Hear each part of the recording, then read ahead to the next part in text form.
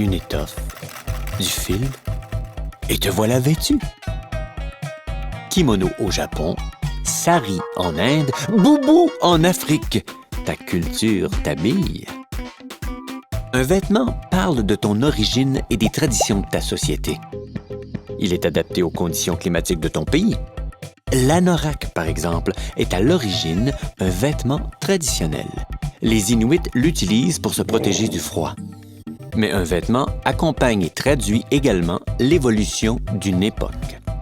Au début du 20e siècle, la styliste Coco Chanel dessine une mode plus égalitaire et, du fait même, libère la femme du corset qui l'oppressait. Chandail à message, col Mao, béret Che Guevara. Qu'est-ce que tes vêtements révèlent de toi?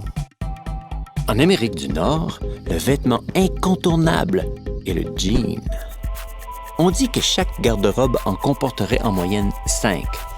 Personnellement, combien en comptes-tu? Et serais-tu capable d'en confectionner un? Il y a tout un processus entre la conception d'un vêtement et sa réalisation. Choisir les éléments du design, créer un patron, choisir les bons instruments et les tissus les mieux appropriés, utiliser les bonnes techniques de réalisation. Il y a quelques générations, la majorité des familles confectionnaient leurs propres vêtements. De nos jours, la confection de vêtements est devenue la spécialisation de certaines personnes.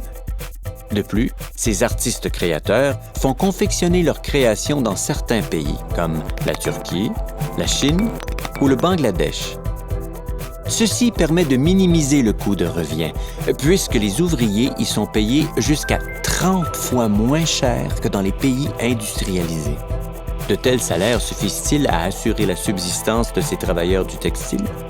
Et quelles sont leurs conditions de travail?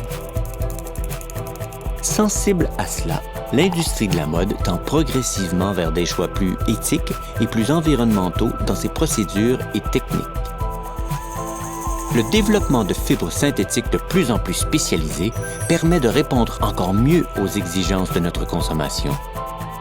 Le traditionnel anorak inuit en peau est fait à présent de matières synthétiques imperméables et respirantes.